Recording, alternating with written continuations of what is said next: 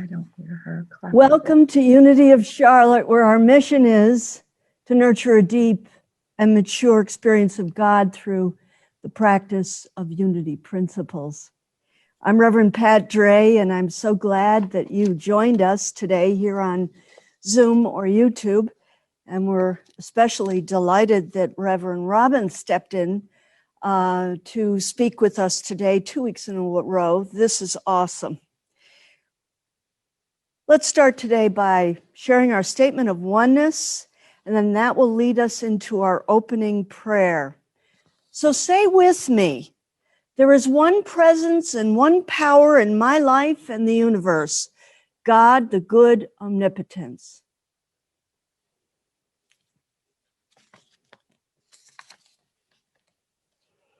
And take a deep breath and release it.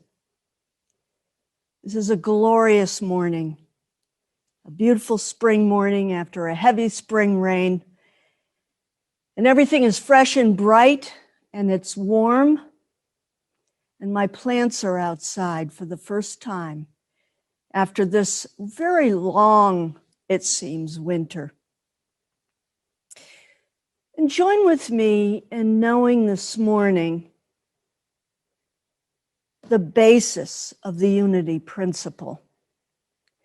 And that is that there is but one presence and one power, and that is God the good. And it resides within me. And taking a breath and letting it go again, I recognize this truth. And as I recognize it, this light shines even brighter.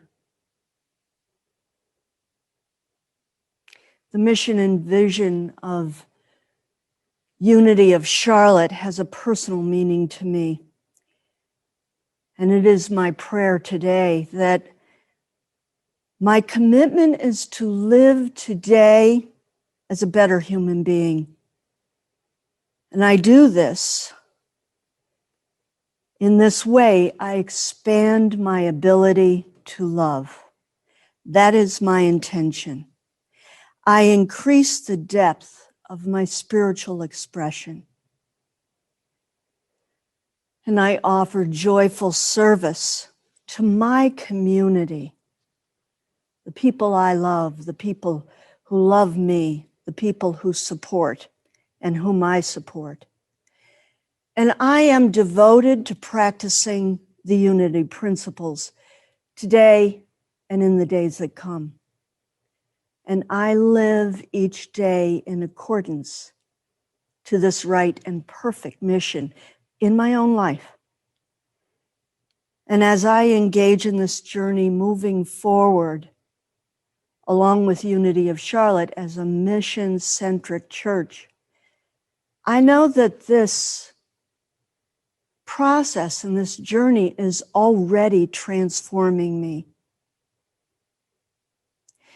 And I'm open and excited about this transformation and confident that Spirit leads the way for all and for me.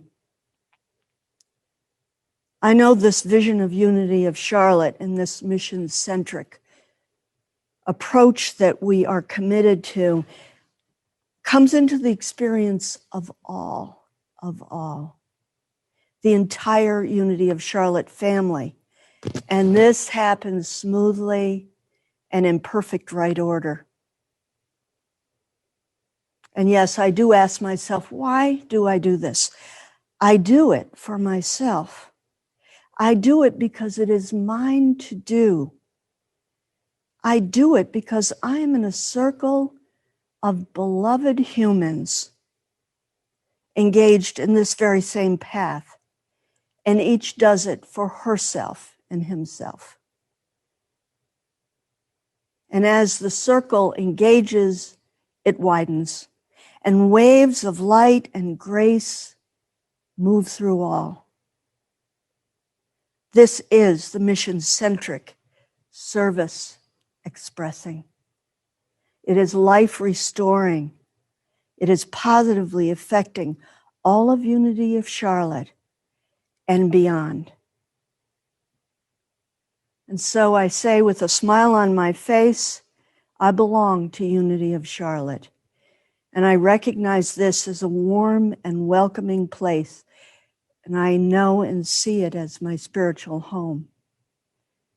I am truly invested in my own spiritual progress, the people around me, and I know that they are truly vested in their own progress. And it is truly a pleasure to serve on this board of trustees and speaking my word for all today, to serve in any way that I can and that we can. Because all of these are beautiful and bright spiritual lights. And each of us in turn expresses our love and appreciation to this circle. All of these bright humans living these principles that we know and call our community, Unity of Charlotte. I'm grateful for the good fortune it is to be here right at this very time today and in the days that come. I know that all are fully supported throughout the exciting journey that we are on together. So thank you, God, and so it is. Amen. Thank you again for being with us this morning. I welcome all of you that are with us right now on Zoom, and thank you for being here a little early to chat. And I know that Reverend Robin stepped in quickly. Thank you for that. And all this week, Reverend Robin, I've been lightening up. I want to thank you for that. It was a marvelous talk last week. I do know that if any of you are in need of prayer, that you will click on our prayer icon at the Unity of Charlotte website, and that gives us the opportunity to serve you in your intention, in the moment where you reach out and ask for something important for you. And we are happy to be with you. And don't forget that Silent Unity is there for you too. Just dial 800 now pray for an affirmative prayer. And I want to say again, thank you, Reverend Robin. Bring us more light. We are glad to have you with us. Oh, I forgot one thing. I think I should do the announcements first. So catch your breath for just a moment. We do have some ongoing meetings. Our Unity Men's Group does meet, and their next meeting will be on April 13th. They do the second and fourth Wednesdays from 9:30 to 11 here at the church. The Affirmative Prayer and Meditation Group meets on Tuesday evenings at 7:15. This is a marvelous time to set a prayerful energy for the church, for our unfoldment, for the city and the world. It is facilitated by our very own Barbara Rolfe. Dialogue as Service is on Wednesday afternoons at 1 p.m. to 2:30 p.m. via Zoom.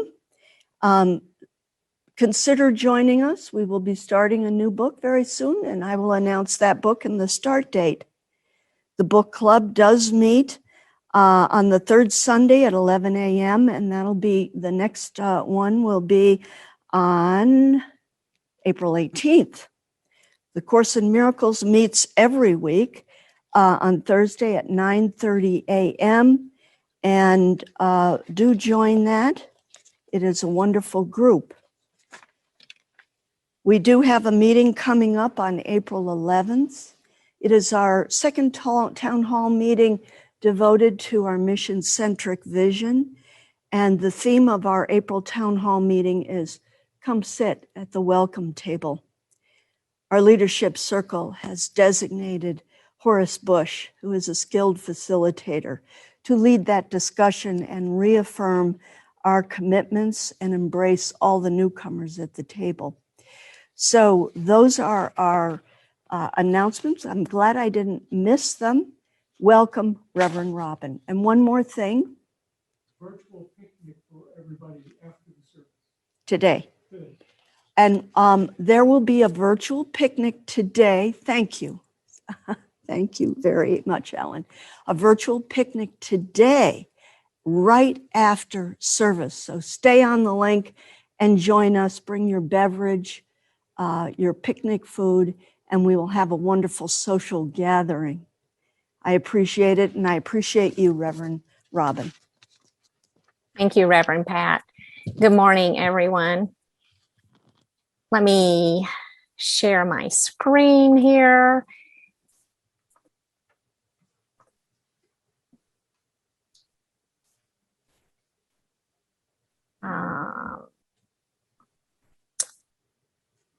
Okay. I may not have the right affirmation for this month, but we'll affirm it anyway.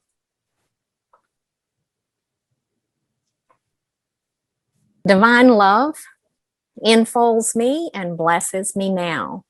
We can take some of that energy, can't we? Trusting and accepting the loving nature of God enables me to open my mind and heart wide open. I stand fearless in the presence of my Creator, knowing I am loved and cherished always. Divine love enfolds me and blesses me now.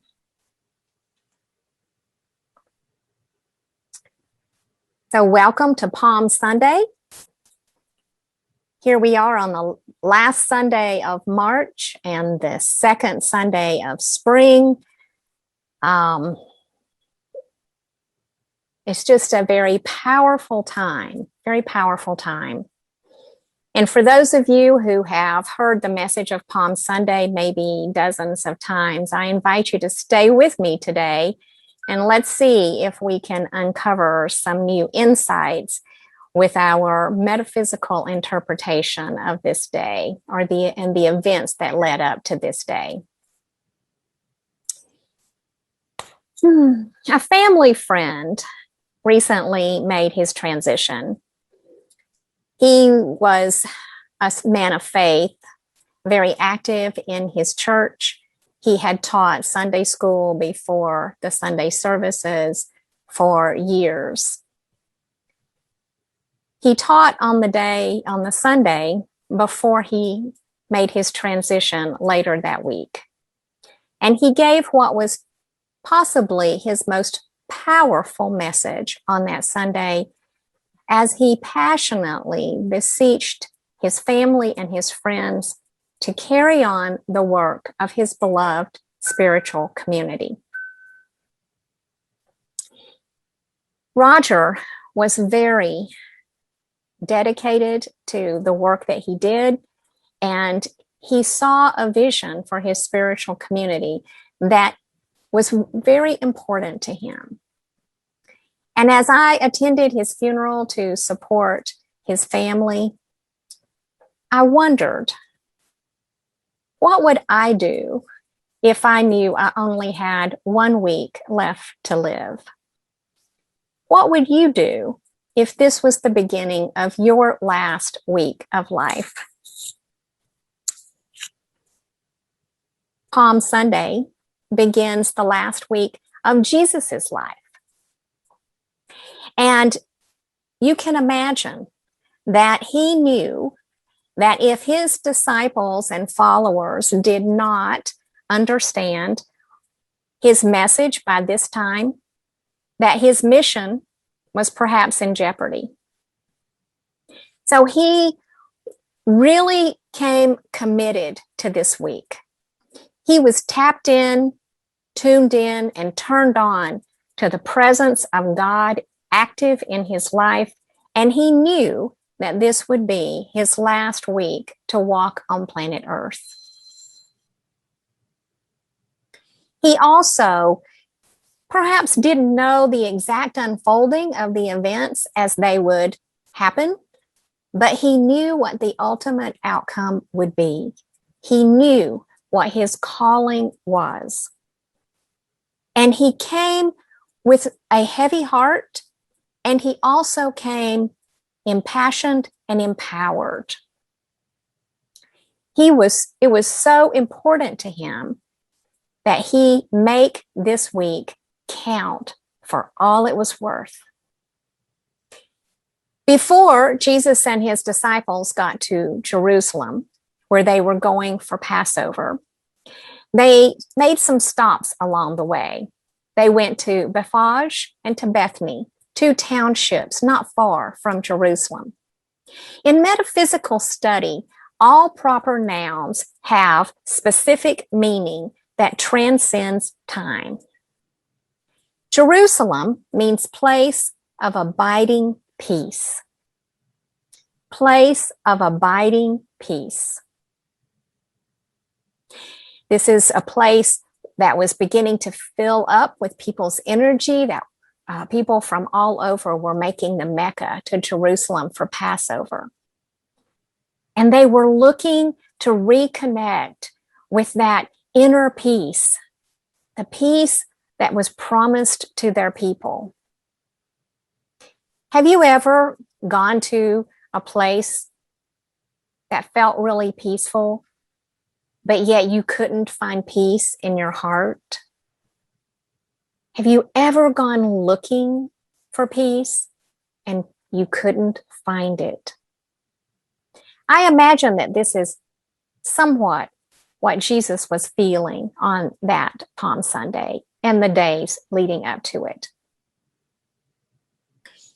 Jerusalem not only represents the center of abiding peace, but it's also the headquarters for the Jewish people. And headquarters is an important word for us to remember in our spiritual vocabulary. For our co-founder and teacher, Charles Fillmore, taught us that in discerning spiritual understanding, we all have the capacity to go to headquarters. And he went to headquarters on a regular basis. Charles meditated more than he slept. And actually, researchers have proven today that our bodies are restored more through the process of meditation than through the sleep process. So Charles was really onto something some 80 to 100 years ago. Like Jesus and like Charles, we can begin this Holy Week by tuning in and going to headquarters. We can go to our higher power, to the intelligence of the infinite spirit within us, to receive our clarity and our inspiration on our path to completion for this Holy Week. Before we get to the place of abiding peace, we're going to make some stops along the way. First, Jesus and the disciples went to the small town of Bethphage. Bethphage means place where grace is realized. Place where grace is realized. I love the word grace. I love to meditate on the meaning of grace. It is a special word in my spiritual vocabulary, for it means that I do not have to earn my spiritual inheritance, that it is given to me freely just because I'm a creation of God. Isn't that a beautiful idea? Just breathe that in where you are. You do not have to do anything to earn your spiritual inheritance. It is yours simply because you are a creation of God. What a beautiful idea. Bethphage is also the place where Jesus gave the parable of the unripe fig. Now, perhaps you haven't thought of yourself as an unripe fig lately. Let's break down that idea. The idea of ripeness correlates with spiritual realization. The more that you have spiritual awareness and spiritual realization in your life, the riper you become. And when we don't have any spiritual realization, then there's a hardness and an incompleteness and an unusability to our lives and to our thinking.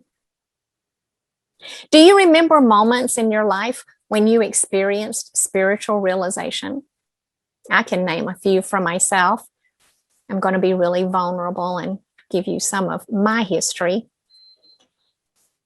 The first spiritual realization that I can remember is at the age of 8, when I was present with my family at a summer revival in our home Baptist church.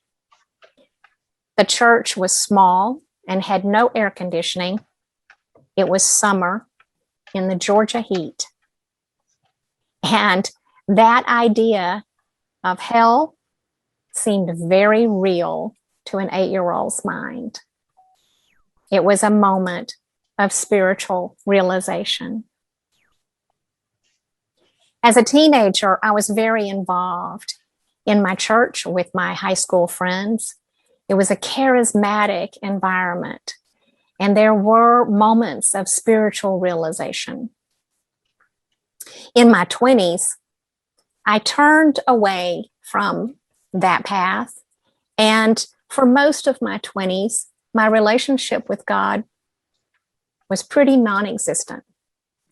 I know now, and I even knew then, that God was there, but He and I were not chums at that point in my life. I was in that stage of life where I thought I could take care of myself. But as I approached my 30s, I started to become inquisitive and curious. And I started to remember that even as a child, that I believed that there was something more significant than what I could conceive with my human mind. And I began to explore. I started to search out spiritual teachers and authors and read books and attend lectures and workshops. I read Scott Peck, A Road Less Traveled, Marianne Williamson, Wayne Dyer, Deepak Chopra. I bought A Course in Miracles. Couldn't really understand it at that moment in my life, but I thought that if I at least had the book in my bookcase, maybe I could have some spiritual realization. Ripening began to occur a little bit at a time, just a little bit at a time. Spiritual ripening is about becoming aware of God's presence within us and beginning to have a deep spiritual connection that goes beyond what we can conceive and experience in our physical nature. This collection of human particles that we call Robin or Fred or Pat or Michael or Alan or Jana, that's just the way that we define a particular collection of human particles. But underneath that physical cloak is the spirit and spark of God, our innate divinity, alive and active in each of us. And it is the same energy of God, carries all the same qualities and characteristics of God. And our moments of awakening, of ripening, are of remembering that true essence of who we are. And grace plays a big role in how that unfolds for us. When we go searching for that place of peace, we find grace along the way. And then something happens. We come to another place. And we bounce back and forth between this place of peace, this place of grace and peace, and this place of pain and affliction. The place in our lives where stuff happens. That is representative of the town of Bethany. Bethany is described as a place of wailing and affliction. And we have all made enough trips around the sun lived enough years to know that stuff just happens. Diagnosis comes. Perhaps divorce comes. Financial challenge comes.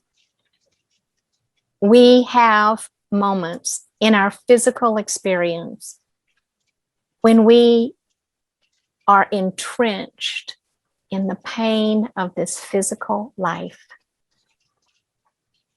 If I ask you the question, do you remember the times in your life when you have been in the place of pain?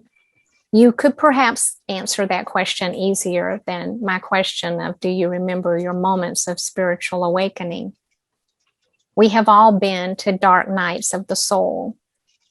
We have all lived in places of sorrow. Some of us live there for short periods of time, some for years. And some people live in the place of Bethany for their entire human incarnation. But wait, all is not lost in Bethany, in the place of pain and affliction. You can demonstrate spiritual power over your condition. In this place of Bethany, you can become able and capable of spiritually treating whatever the challenge is in your life. In Bethany, you can learn to pivot, to turn away from whatever has grasped your attention, whatever has taken hold of you. In Bethany, you can turn away from the physical condition, from the addiction, from the belief in lack, from the belief in sickness.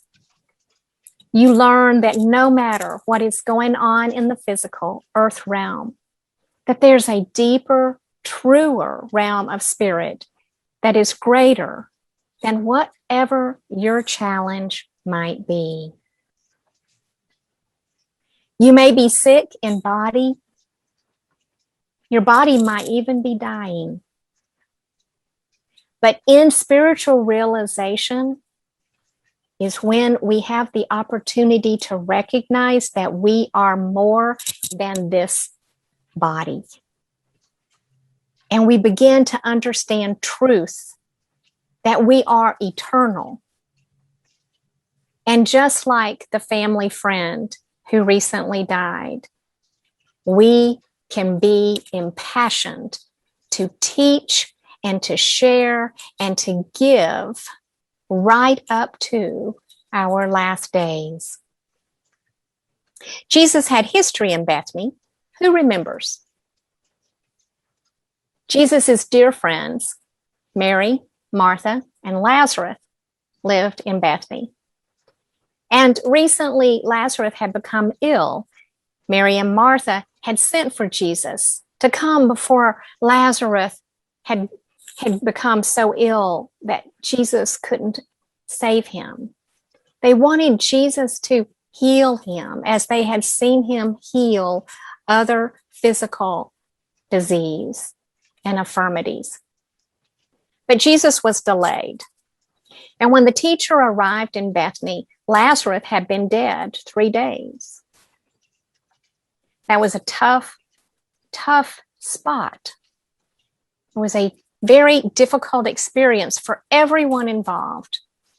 Mary and Martha were upset, but Jesus stayed anchored in his faith. He stayed anchored in his connection to Source. Jesus had embodied all the qualities of God and was able to live them out in his expression on this planet. And he commanded authority. He took control, and he called life back in to Lazarus' body. Jesus was a magnificent metaphysician. He was not worried that he was 3 days late because he knew He knew beyond belief that all the power of God was at his command. When we apply Jesus' journey to Jerusalem to our lives, it begs the question of us this morning. What might be dead in our lives? Or at least, what have we entombed? Have you put away your vision for your life, your dream? Maybe it is for a special relationship, or for us to be able to do a certain work in the world, or to heal a broken relationship, or to heal a physical infirmity. What is your vision? What is your dream? Are there parts of you that you have put away and declared to be dead? Example after example is given to us that we have power within us that we have absolutely no idea how that power can transform our lives. We can do more than we can possibly dream, but we have to allow that power to be called forth. After the Mastermind caravan had been to Bethphage and Bethany, Jesus sent out 2 disciples. When Jesus sent the disciples on an errand, he always sent 2 or 3. And he proclaimed that where 2 or more are gathered, that the Christ would always be with them. When 2 or more people are walking the path of faith together, they have created a mastermind group with Christ at the head. Are you a part of a mastermind group? Or do you have a mastermind partner? It can be 2 people in your church. It can be a husband and wife. It can be anyone. There are a few pieces of criteria. It has to be someone that you can trust, someone with whom you can be real. It has to be someone that can see the truth for you when you cannot see the truth for yourself. It was 23 years ago that a man named Rick Volker moved from Cleveland, Ohio to Alpharetta, Georgia. I met Rick in the Unity Church where I was a member. And when he walked through the door, I knew that he had come to be my partner. And over these 23 years that we have shared together, it is our spiritual connection that has sustained us through the thicks and the thins of life. Because we have been to that place of Bethany where stuff happens. Physical challenges, family issues, financial issues, moving. We bought and sold 3 homes in 3 different states in less than a year. But it is through our connection with Spirit that we have created this mastermind partnership that has endured all those challenges. If you don't have a prayer partner, then pray about who would be that person for you. Who can you trust? Who can have your back? And who can help you remember the Christ that you really are?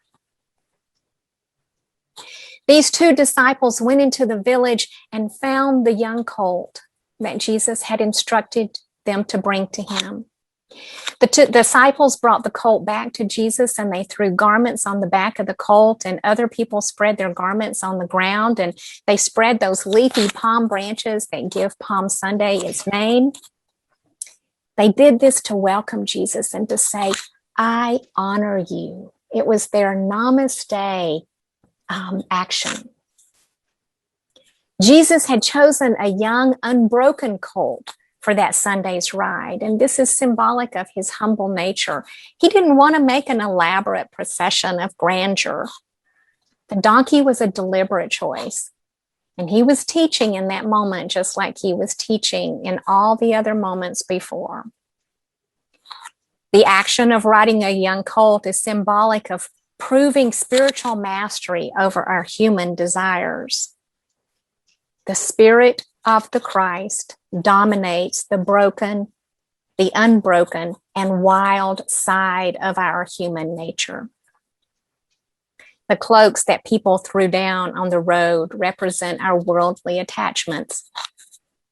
In that charismatic moment, people were willing to give up anything in order to know the Christ.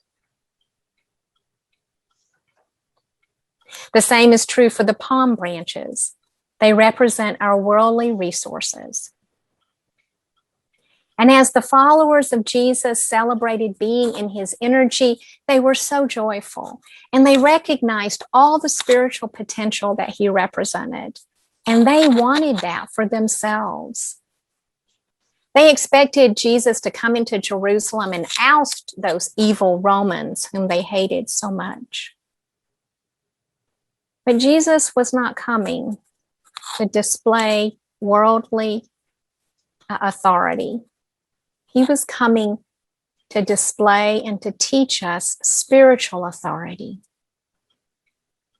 If he had taken on the worldly essence at the time and tried and changed that, he could have changed that, but that would have been temporal. What he taught us was eternal. The history and the allegory of Palm Sunday is another beautiful example of how Scripture can be alive for us today. When we go to headquarters, we are going to the place of inner peace. We may have to pass through afflictions on the way, and we may not always feel ripe and ready, but because of grace, just because, not because of our worldly actions, but just because of grace, we have the opportunity to come back to peace.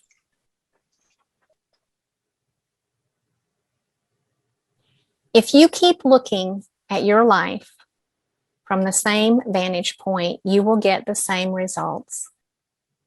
And this message is to encourage you to walk the path of completion, knowing that any moment that you take a glimpse from a higher consciousness, you change the course of the outcome for yourself. When we surrender and trust the inner Christ, then we live in that state of grace, and we are able to abide in peace.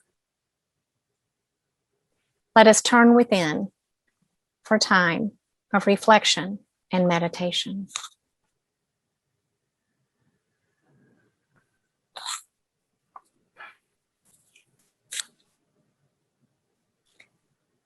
If you are driving, do not do this meditation at this time.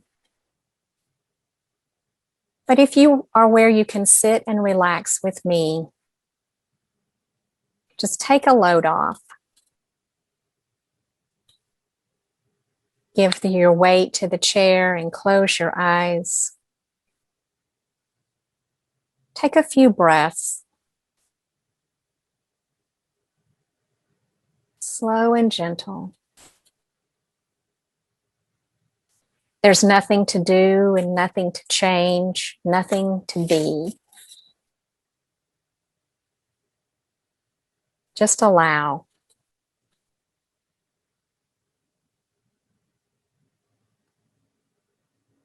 Today's meditation is about becoming willing. As we turn within and connect with that infinite essence of the Spirit of God within, allow your mantra to be, the infinite Spirit is guiding my life. The infinite Spirit is guiding my life.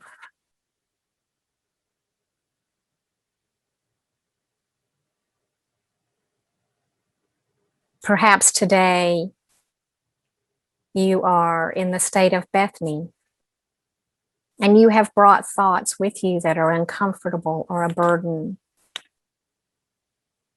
Invite those thoughts to just step into the background. You don't have to evict them or eradicate them. You don't have to effort with them. Just simply ask them to step back and affirm again, the infinite Spirit is guiding my life.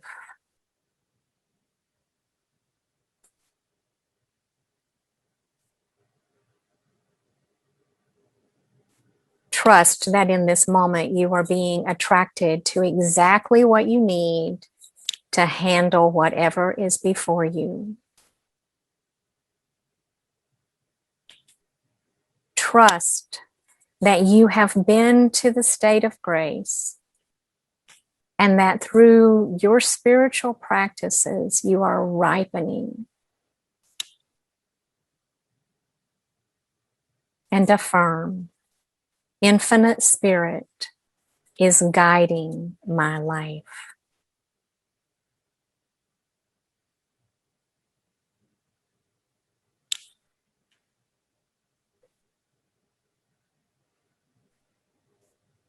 As you focus on your own breath and the sound of my voice, know that infinite Spirit is releasing you from your fears,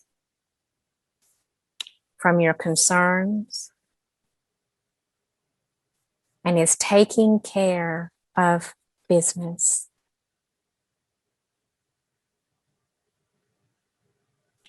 Your human mind might say, how can I have the courage to see this through? The invitation is to stop questioning and doubting, but affirm, infinite Spirit is guiding my life.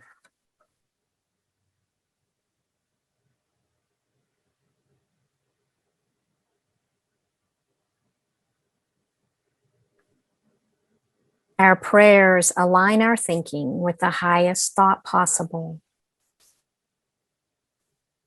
Our prayers align our thinking with the highest thought possible.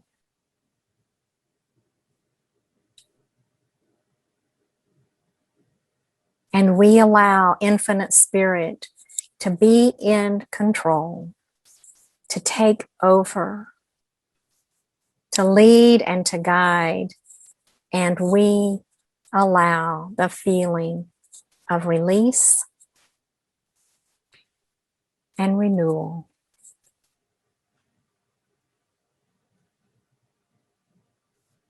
Let us rest in a few breaths of silence, trusting that alignment is taking place. Infinite Spirit is guiding my life.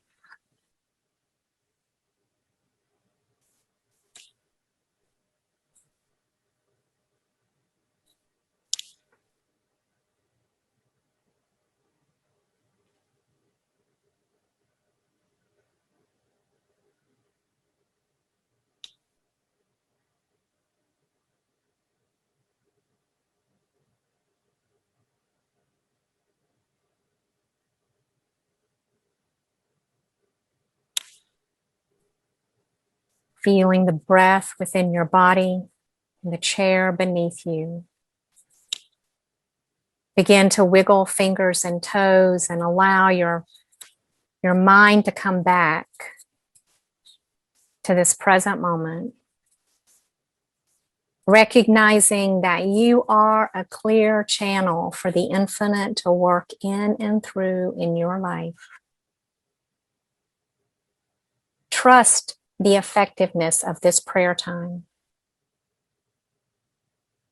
Trust that the infinite is taking care of any condition, situation, worry, or distress.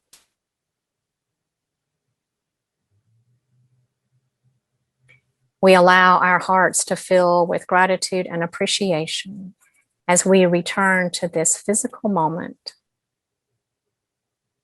accepting and allowing the great work that has been done in and through us this morning.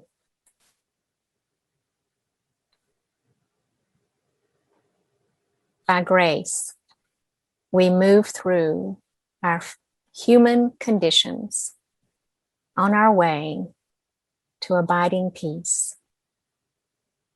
And we call it good. And so it is. Amen.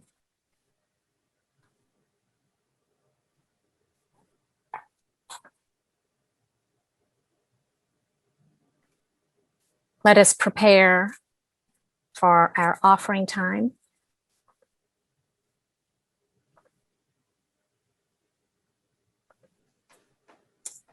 You can mail your love gifts to Unity of Charlotte at 401 East Arrowwood Road, Charlotte, North Carolina, 28217.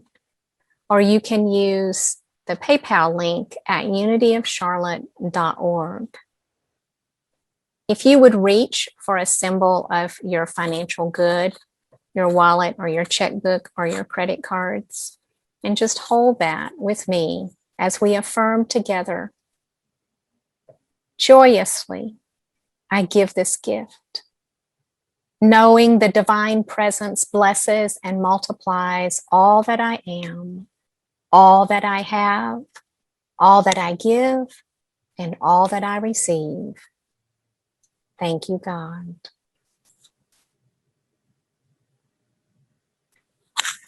As you perhaps write your check for Unity of Charlotte, I'd like to close with a reading from A Course in Miracles. This is perhaps my favorite Course quote.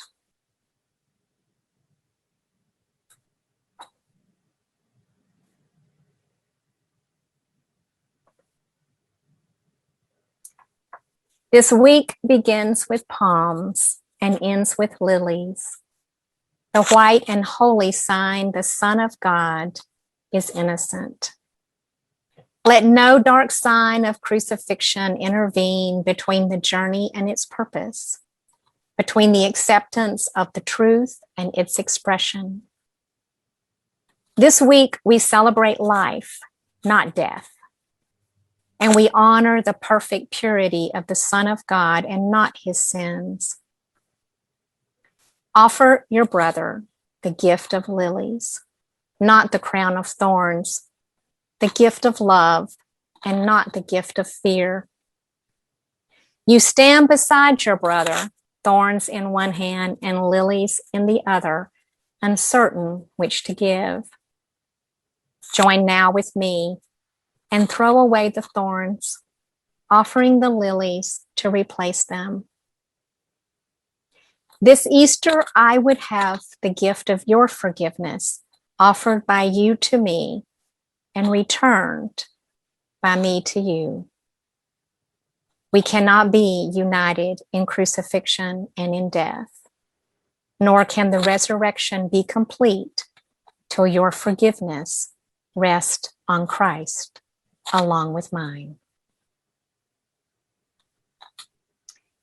From my heart to yours, I wish you a very inspiring Holy Week. and may you embrace the gift of the lilies. We'll close with our prayer for protection.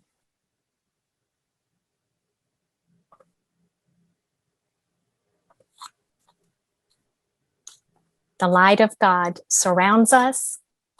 The love of God enfolds us.